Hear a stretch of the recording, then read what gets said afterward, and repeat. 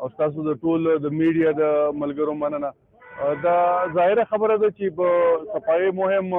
ابتداءً وشوه، خو دلته په ټاون کې چې صفایي کوي نو دا ټي ایم اے ډیر کوي او د ټي ایم اے سټاف یې کوي، او د ټي ایم اے سټاف به انشاءالله برفور مخکې هم کوشش کړی دی او اوس به هم کوشش کوي چې یاره ټاون مونږه صفا وساتو. دا د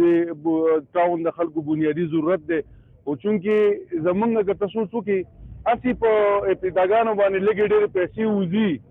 په خاص مهمونو باندې پیسې د سرکار ضایع کېږي، خو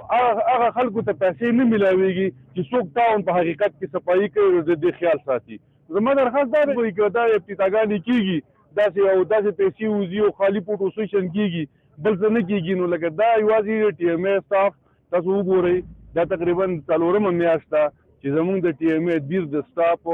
دلته سیلري نه میلاویږي. نو چې د یو غریب سړي د کور هغه چوله د ضرورت پې نه پوره کېږي، د هغو د بچو هغه رزق نه پوره کېږي، نو څه به دلته کار وشي او څه به دلته سیستم د خلکو ته مونږ وچلو. دا ده چې یاره د ټي ایم اے د سټاف دپاره د تنخواه پیسې نه میلاویږي، نو هغه ته به فیولو پیسې نه میلاویږي، د هغه ته د کار د کولو پیسې نه میلاویږي. دا لویې مسلې دي، خو به هر حال